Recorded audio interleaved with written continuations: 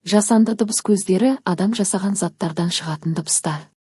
Мұғалім бұл тақырыпты оқушыларға түсіндіреді. Балалар жаңа ақпаратты қызығушылықпен тыңдайды. Дыбыс бұл тербеліс нәтижесінде пайда болатын құбылыс. Біз күн сайын әртүрлі дыбыстарды естиміз. Жасанды дыбыс көздеріне әртүрлі құралдар жатады. Оларға қоңырау, телефон және радио кіреді. Бұл заттар адам қолымен жасалған. Олар дыбысты арнайы құрылғылар арқылы шығарады. Дыбыс ауа арқылы таралады. Қоңырау соғылғанда дыбыс пайда болады. Қоңырау соғылған кезде металл тербеледі. Тербеліс дыбыс толқындарын тудырады. Бұл толқындар ауада таралады. Адам құлағы оны қабылдайды. Телефон дыбыс шығаратын құрылғы болып табылады.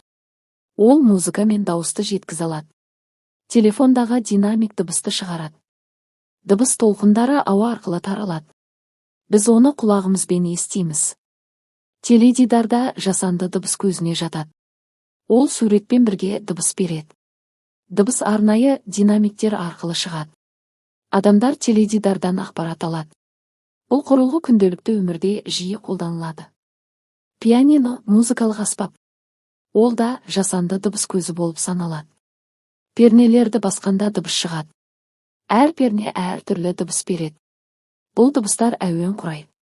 Барабан соққанда дыбыс пайда болады. Оның беті тербеледі. Тербеліс дыбыс толқындарын шығарады. Дыбыс қатты немесе жай болуы мүмкін. Бұл аспап музыкада қолданылады. Көлік сигналы дыбыс шығарады. Бұл дыбыс адамдарға белгі береді. Сигнал қауіп туралы ескерту үшін қолданылады. Дыбыс алыстан естіледі. Ол қауіпсіздік үшін маңызды. Электрлі ойыншықтар да дыбыс шығарады. Батырманы басқанда дыбыс пайда болады. Бұл дыбыс электронды құрылғы арқылы жасалады. Балалар ойын арқылы дыбысты таниды. Бұл оқу процесіне көмектеседі. Компьютер колонкалары дыбыс шығарады. Олар музыка мен дауысты жеткізеді. Дыбыс динамиктер арқылы таралады. Компьютерде түрлі ақпарат беріледі. Дыбыс оны түсінуге көмектеседі. Сағаттың тықылы жасанды дыбыс. Бұл дыбыс механизмнің қозғалуынан пайда болады. Әр секунд сайын дыбыс шығады. Бұл уақыттың өтіп жатқанын көрсетеді. Сағат күнделікті өмірде қажет. Шаңсорғыш жұмыс істегенде дыбыс шығарады. Бұл дыбыс қозғалтқыштың жұмысынан пайда болады. Дыбыс қатты болуы мүмкін. Бұл құрал үй тазалау үшін қолданылады. Ол тұрмыстық техникаға жатады. Микрофон дыбысты күшейтеді. Адам дауысы микрофонға түседі. Содан кейін дыбыс қаттырақ шығады.